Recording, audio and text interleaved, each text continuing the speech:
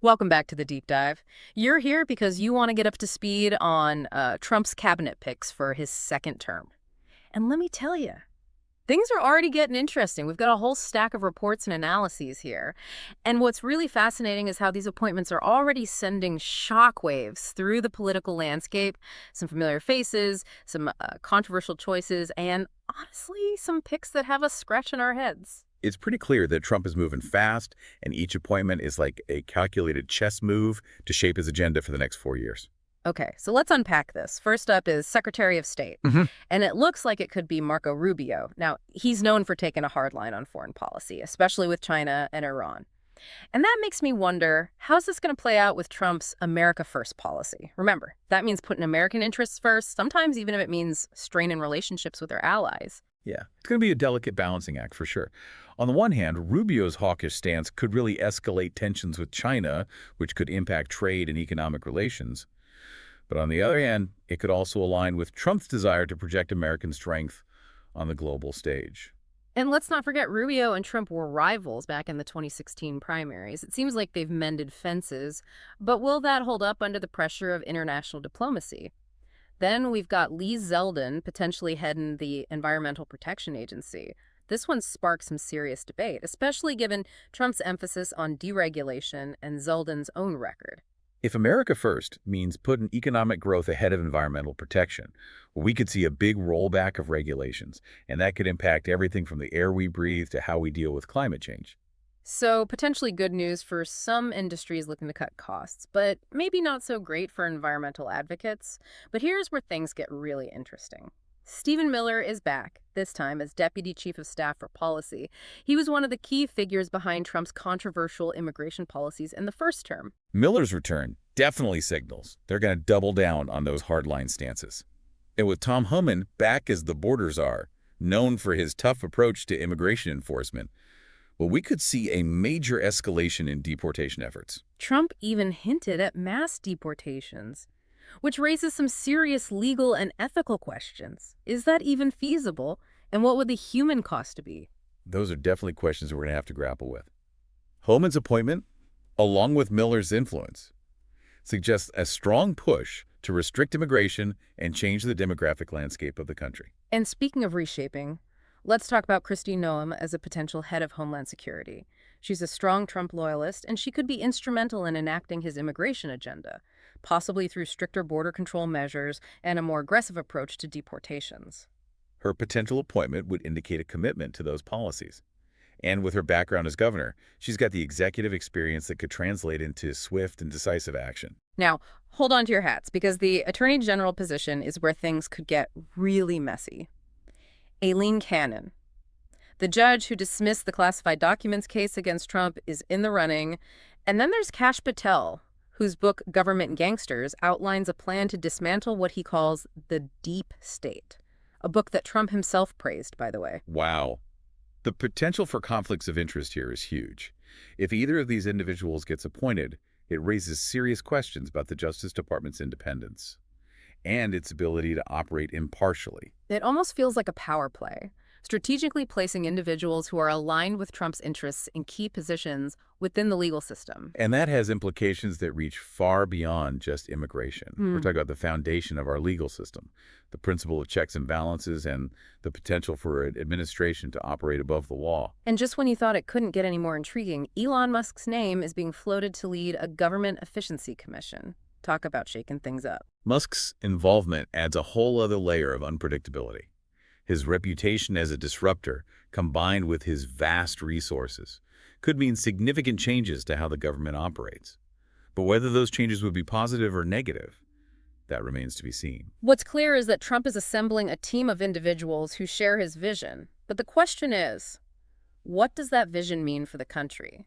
And how will these appointments impact policy, the economy, and our everyday lives? It's like he's building a network, not just a cabinet. Exactly.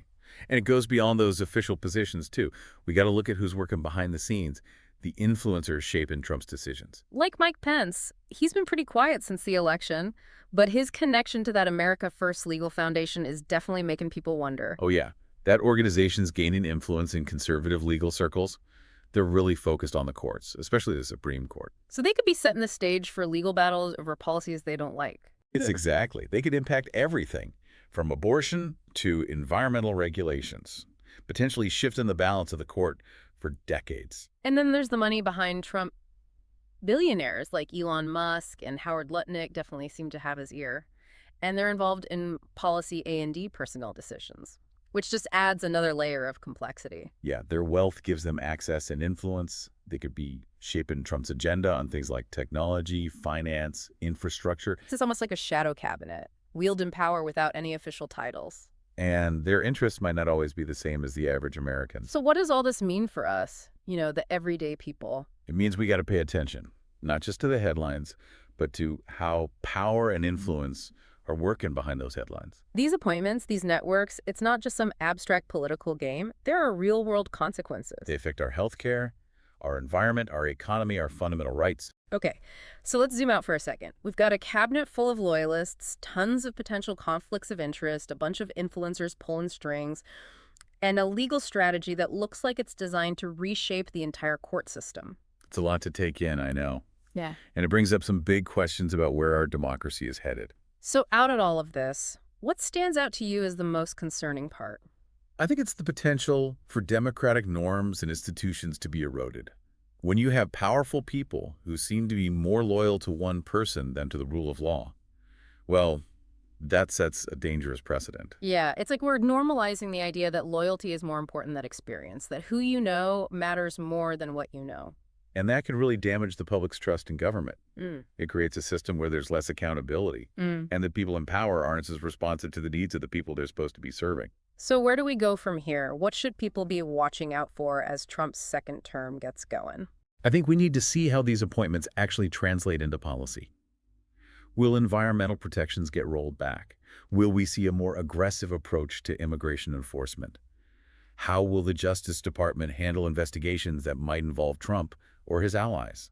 It feels like we're at a crossroads, and the path we choose is going to determine the future of our country, and the decisions we make now, they'll have consequences for years to come. It's a heavy thought, but we can't ignore it. We can't just sit back and watch. You're absolutely right. We need to be informed, engaged, and ready to hold these people accountable. And that starts with understanding what's really going on, why these appointments were made, and what the consequences of their policies might be. So let's bring it back to you, our listener. You're here because you want to make sense of this. You want to connect the dots and see the big picture. We've talked about the people involved, the networks, the potential conflicts, and the questions hanging over everything. But this is bigger than just names and job titles. It's about our values as a nation, the principles we stand for, the future we're building. And that future is still being written. The decisions made right now in Trump's second term will have a huge impact on where the country goes. So as we wrap up this deep dive, I want to leave you with one last thought-provoking question. How might these early appointments, the influences we've talked about, and the potential conflicts of interest affect Trump's second term and the country as a whole?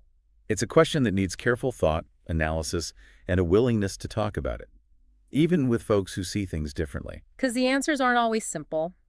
Politics are complicated, and there are a lot of different perspectives out there. But by staying informed, questioning what we hear, and looking for information from different sources, we can start to understand this crazy world.